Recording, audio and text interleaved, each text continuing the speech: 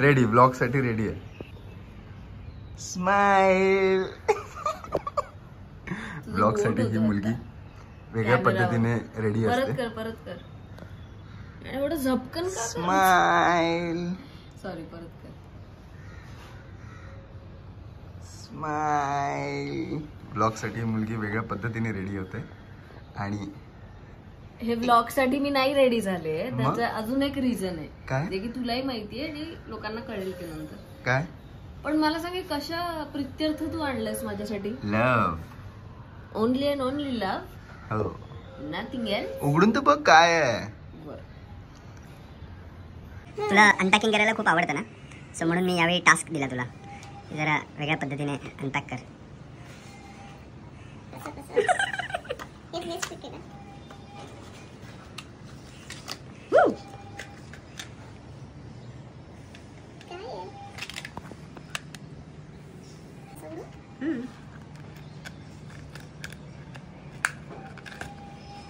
पहिले ते वरती घे. हां, बाहेर काढून देते खालच्या. हां, काय आहे? ऍक्च्युअली सिंपल आहे. ओपन कर.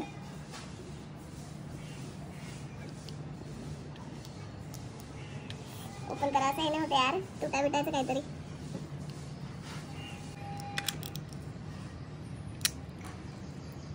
पहिला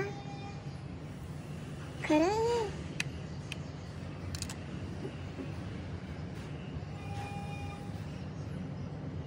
येस. आणि हे याच्यात माळायचं आहे. Your wish will come true. So what's a wish? माझी विश जी होती ती तू पूर्ण नाही केलीस. काय विश? मला तू सुद्धा या व्हिडिओत हवा होतास. स्वतः येणार. शूट करत बसलायस. पण तुला कोण बोललं मी येणार नाहीये?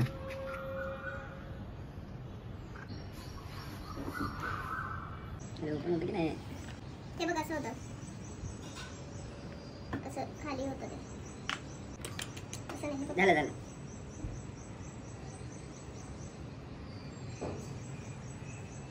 कुठे झालं? दाखव.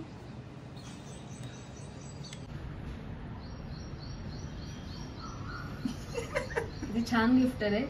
देख, आता एका मिनिटात मी उघडतो. हे आपल्या आयुष्याला रिप्रेझेंट करतंय नाही का? का एवढं कॉम्प्लिकेटेड आहे. तुला असं वाटतं आपलं आयुष्य कॉम्प्लिकेटेड आहे? नाही, तुझं डिफिकल्ट टू ब्रेक असं म्हणा आहे ना.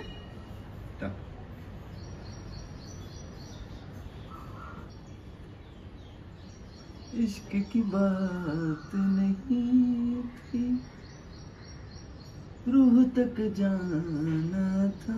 कुठलं गाणं आहे हे? आणि कॉपीराइट बसेल त्याचा. काही कॉपीराइट विपरीट अरे बसेल. न इश्क बसायला की काय? बात नहीं थी ये रूह तक जाना था. वा, एवढंच मला म्हणायचं. सुंदर. आता काय एवढ्या केसांमध्ये कसं पाडू?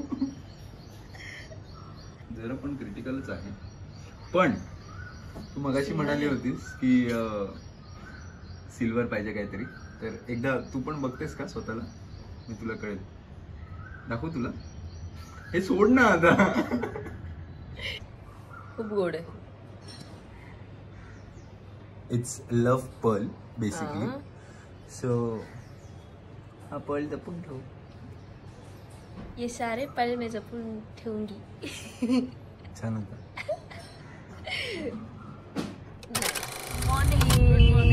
गुड मॉर्निंग आईकडून सुद्धा, आणि गुड मॉर्निंग माझ्याकडून सुद्धा.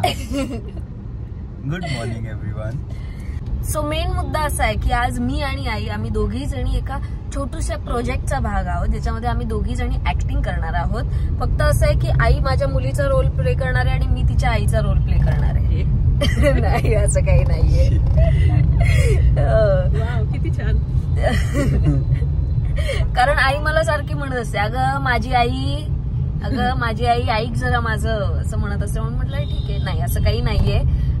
आई आणि मुलगी असंच आम्ही प्ले करणार आहोत. आणि जे काय ते छोटूसा तो प्रोजेक्ट आहे, एक रील आहे, ते कोलॅबोरेटिव्ह रील आहे, तर ते तुम्हाला सगळ्यांसमोर येईलच. Mostly that will be on Instagram.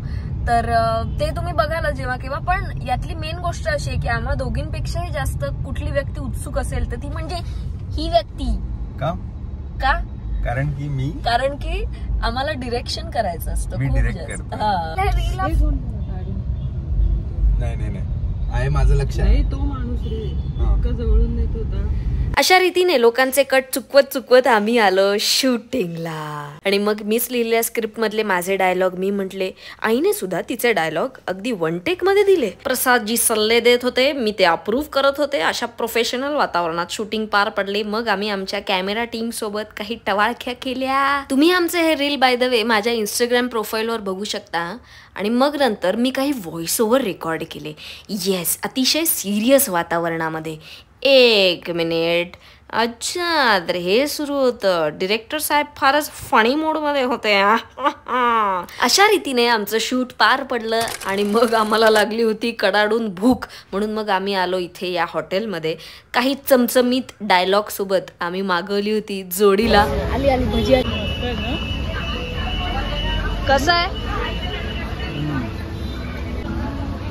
वा, मस्त पावसाळी हवा, बुरबुरता पाऊस, थंड वातावरण आणि कांदा भजी आणि मिरची.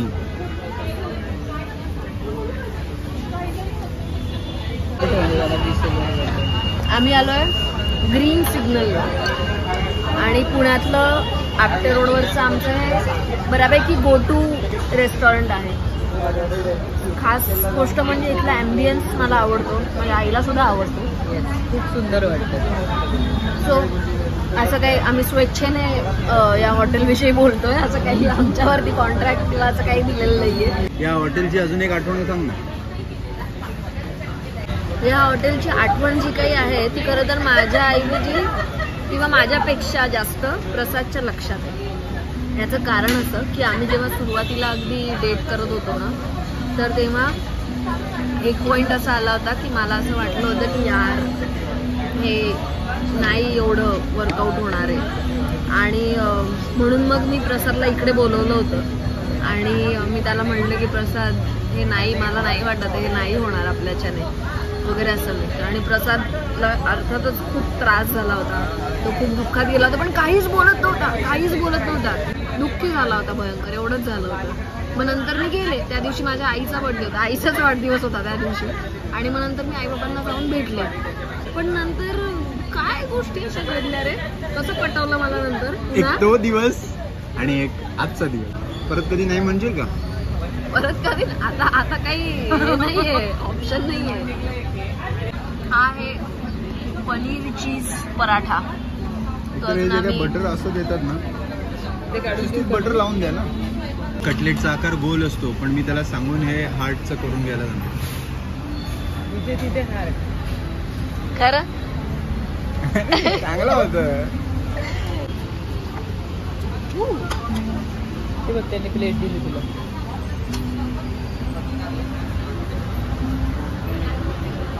कसं आहे?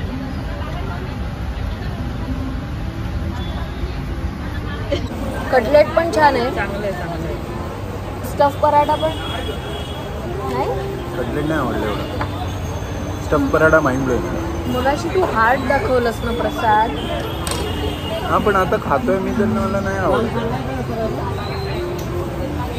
सगळ्याच्या शेवटी हे तर पाहिजेच. अरे वा वा वा वा. माझी कॉफी, आईचा चहा आणि प्रसादने चहामध्ये शंकरपाळे बुडवून खाल्ले.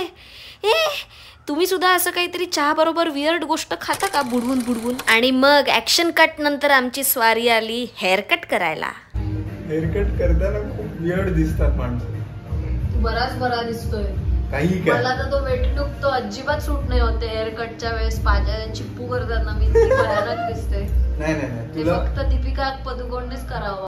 प्रसाद आणि प्रसाद आज एकत्र आलेत. So he is Prasad, my hair stylist. आणि प्रसाद शिवाय मी दुसरं कोणालाच माझ्या केसांना हात नाही लावू देत. तेवढ्यासाठी कोणालाच नाही.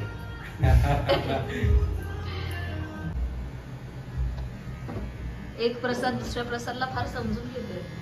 कारण त्याच्याकडे पण एक अमृत आहे, माझ्याकडे पण एक.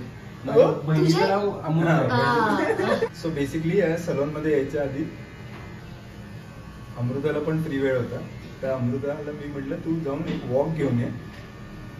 ती वॉक घ्यायला जाते असं मला वाटलं, पण त्यांना राहवलं नाही तुमचं हेअरकट बघायला. मला तेच वाटलं तिला राहवलं नाही म्हणून ती आली आहे. पण खरं तर बाहेर पाऊस पडत होता म्हणून ती आली. सांग ना गरज पाऊस पडतोय का? आपण आपलं मुलबाळ झाल्यावर याच्याकडे जाऊया कटिंगला. बरं हा हो डन. आपल्या पहिल्या बेबीचा हेअरकट.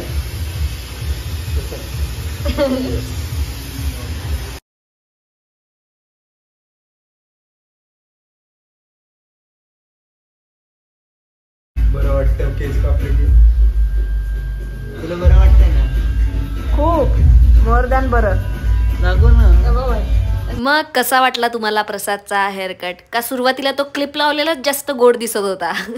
आणि हा व्लॉग कसा वाटला हे मला कमेंट सेक्शनमध्ये जरूर सांगा. आणि जर का आत्तापर्यंत सबस्क्राईब केलं नसेल तर लगेच सबस्क्राईब करून टाका, लाईक शेअर करा. बाकी भेटूच.